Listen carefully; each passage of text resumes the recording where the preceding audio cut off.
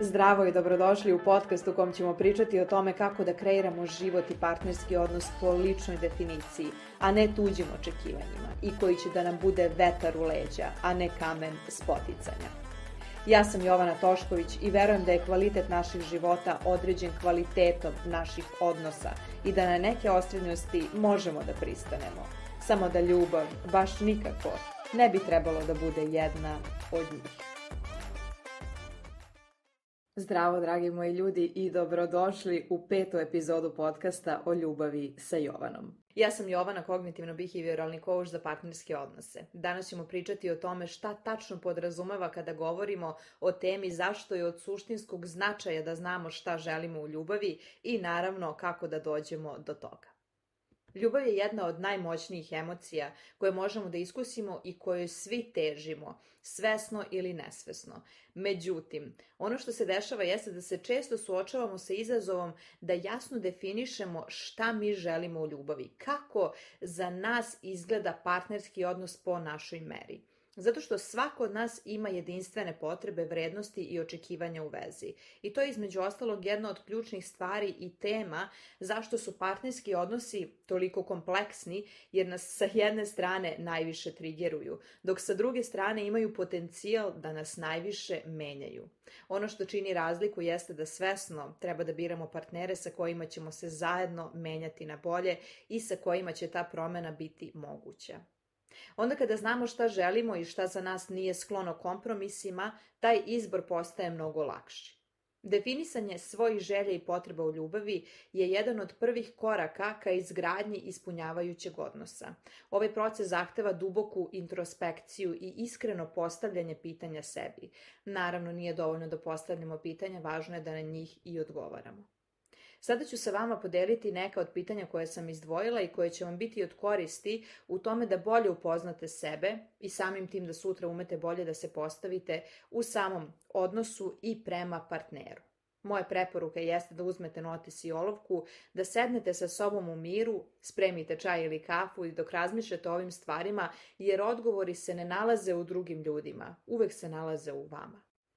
Zato su ova pitanja toliko važna i verujem da one menjaju sve, zato se i bavim na ovaj način ovim čime se bavim. Jer pitanja menjaju našu percepciju kada dođemo do odgovora koje nekad umemo da krijemo i od samih sebe kao zmija noge. Pitanja koje će vam pomoći da bolje definišete svoje želje i potrebe u odnosu jesu sledeća.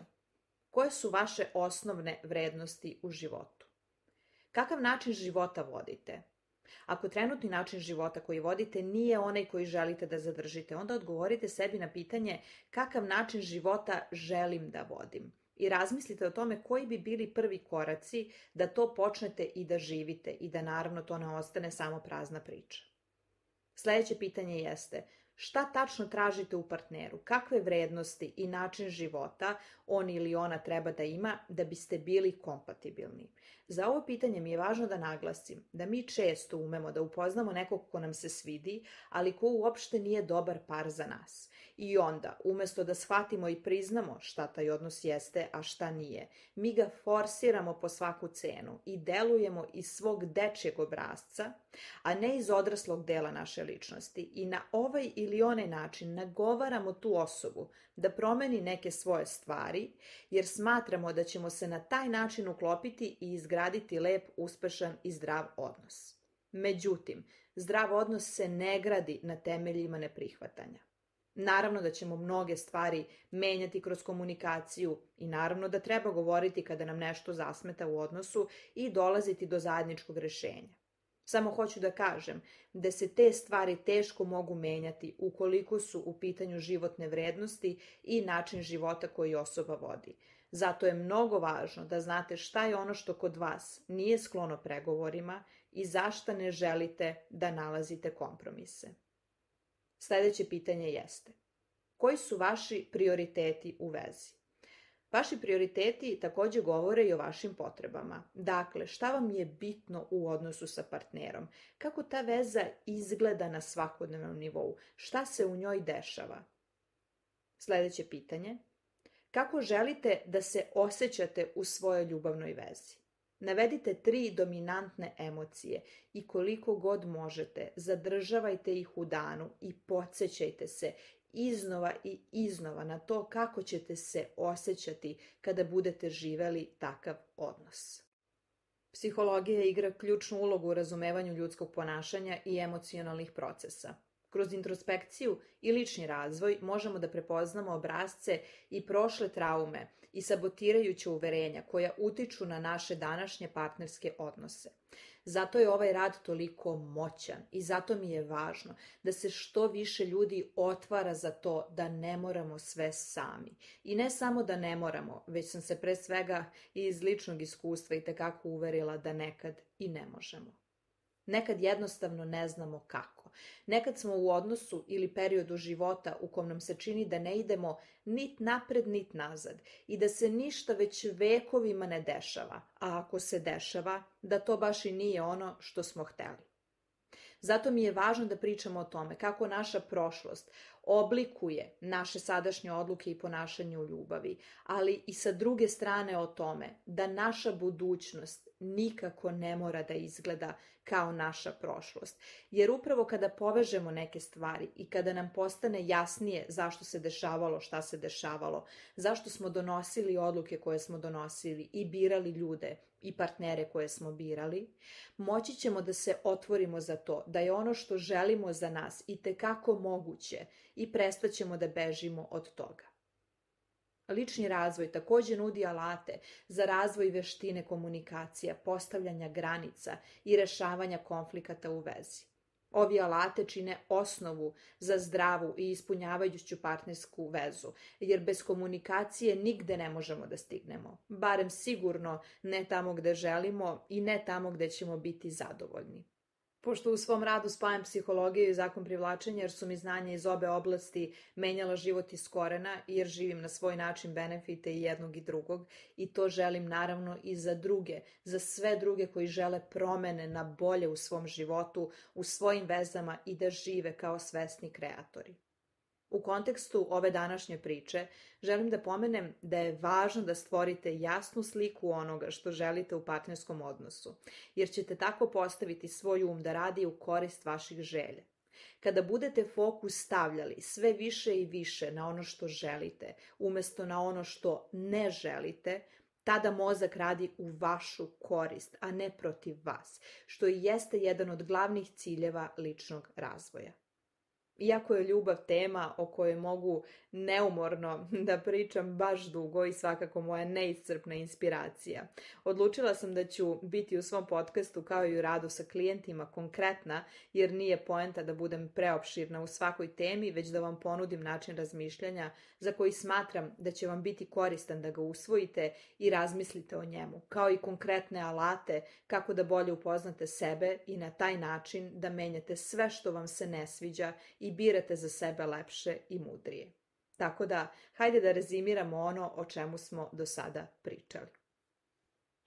Da bismo saznali šta tačno želimo u ljubavi, potrebno je da se duboko zagledamo u sebe, da provedemo određene vreme sa sobom i odgovorimo sebi na neka konkretna pitanja. To podrazumeva pre svega samorefleksiju. Samorefleksija je proces u kom posmatramo svoje misli, osjećanja, vrednosti, naše strasti i sve ono što čini naš život sa određene distance.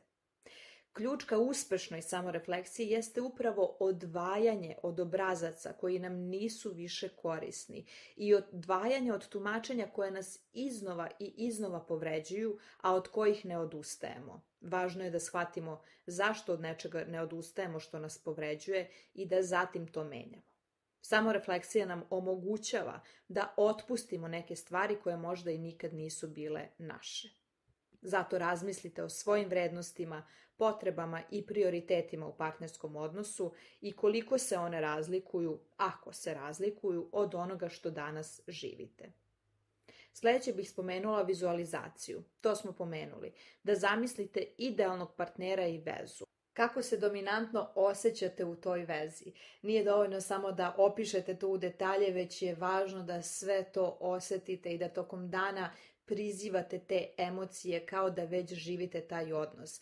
Jer na taj način zapravo vi učite svoje telo kako će ta realnost izgledati. Tu dolazimo do postavljanja ciljeva. Postavite konkretne ciljeve za svoj partnerski odnos. Šta biste želeli da postignete u bliskoj budućnosti? Lični razvoj ili rad na sebi. Kada ovo kažem, mislim na to da pre svega sebe upoznajete bolje i da otkrivate svoje sabotirajuće uverenja i obrasce, jer ćete jedino tada moći i da ih menjate i da idete ka toj verziji sebe koja već živi sve to što želite. Dakle, uvek je rešenje u tome da ulažete u sebe i u svoju glavu, jer je to investicija koja se uvek isplati. Spoznaje i nove uvide niko vam nikad ne može oduzeti, a to će vas voditi ka novom identitetu i ponašanju, novim izborima i odlukama i samim tim novim rezultatima i novoj realnosti kojom ćete zapravo biti zadovoljni zato što ćete živeti kao svesni kreator. Definisanje svojih želja i potreba u ljubavi je ključno za postizanje srećnog i ispunjavajućeg partnerskog odnosa. Kroz introspekciju, rad na sebi i razumevanje psihologije i zakona privlačenja možemo itekako stvoriti jasnu viziju svoje buduće veze i postaviti se na put ka ostvarenju svojih ljubavnih snova. Hvala vam što ste poslušali do kraja današnju epizodu. Nadam se da ćete pronaći vrednost u razmišljanju o ljubavi i partnerskim odnosima iz ovog ugla. Nastavite da postavljate svoje ciljeve, da verujete u sebe, da verujete u to da zaslužujete ljubav i da privlačite ljubav koju zaslužujete i koja vi već jeste. Ne zaboravite da zapratite kanal, a ukoliko želite saradnju sa mnom, pišite mi na mail jovanatoskovic21@gmail.com ili u DM na Instagramu. Slušamo se u sledećem podcastu.